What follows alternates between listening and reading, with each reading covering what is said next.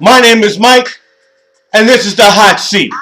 Your modern day warrior coming at you, exposing the lies with the truth.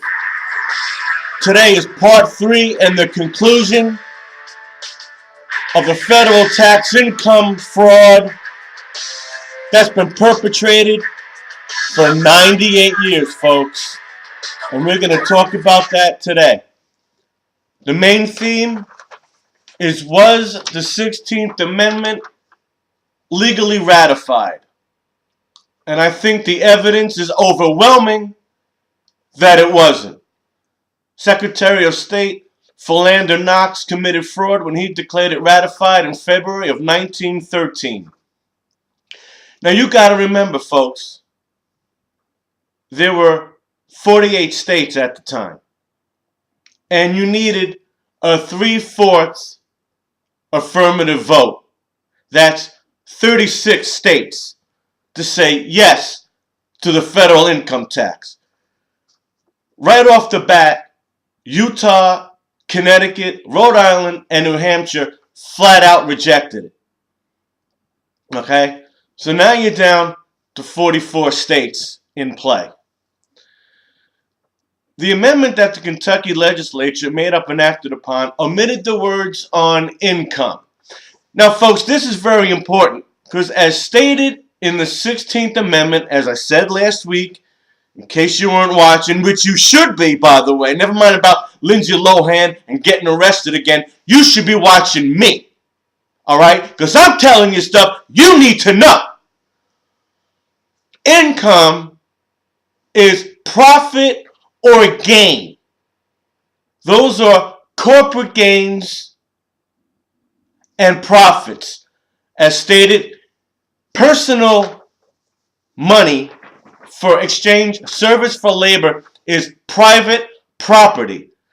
It is not federally taxable income according to the 16th Amendment.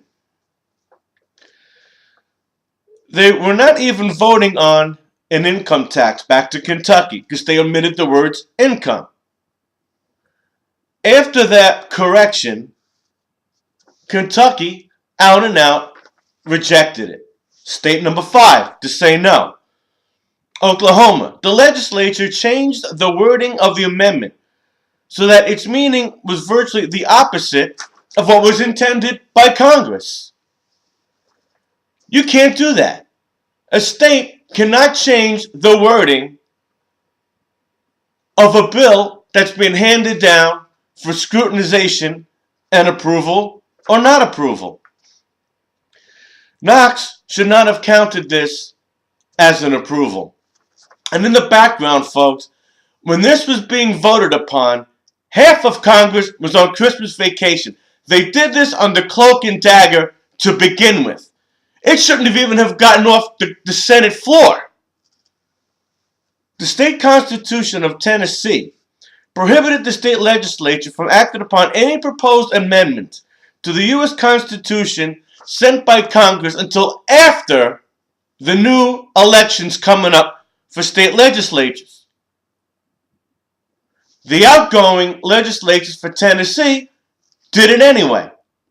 That ratification was illegal. State number 7.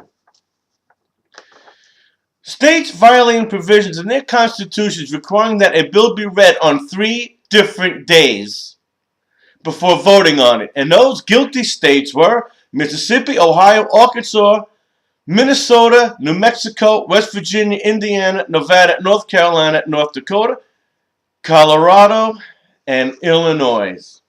So, folks, we're below 36 states. Virginia and Pennsylvania, Knox never heard from because they ignored the proposed amendment. They didn't want any part of it. Okay, so you have 6 states out now, they don't want it. You have another 10 to 12 illegally ratifying the damn thing.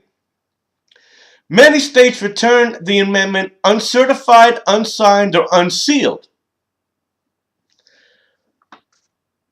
The 16th Amendment never received the 36 votes needed to ratify it, but Congress pushed it through anyway. The 16th Amendment is not an amendment at all. Folks, in review, this income tax is a violation of our Fourth Amendment because the IRS can seize your money and your property without due process, without a trial, without standing before a judge. The Fifth Amendment violated because if you make a mistake on your 1040, you can be penalized or imprisoned. Fifth Amendment is your right against self-incrimination. And the 16th Amendment, well, as we've just shown, it wasn't even ratified.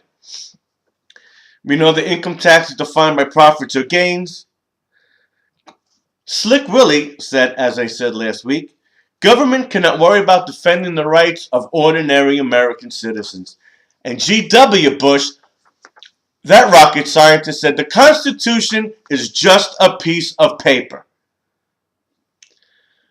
Folks, all I have to say is this. In conclusion, I'm asking, what will you do about it?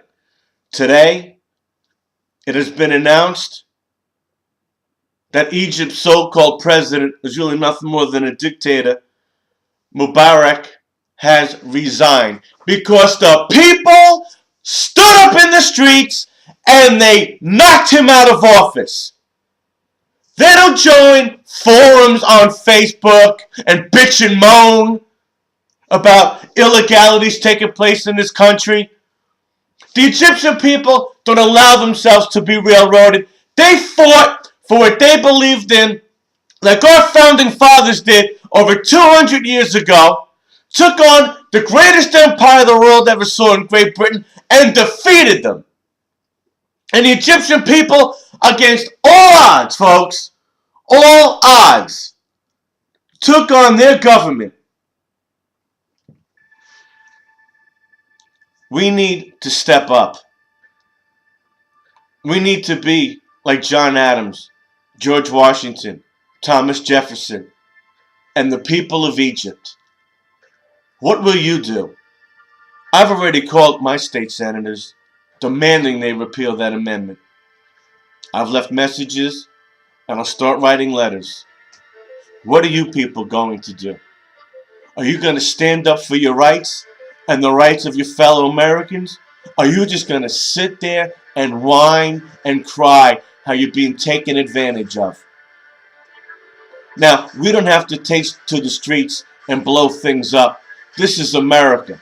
We can use our power to vote, to say no, to say we've had enough. We can vote third party. We could take out the Republicans and the Democrats who are just taking away our freedom.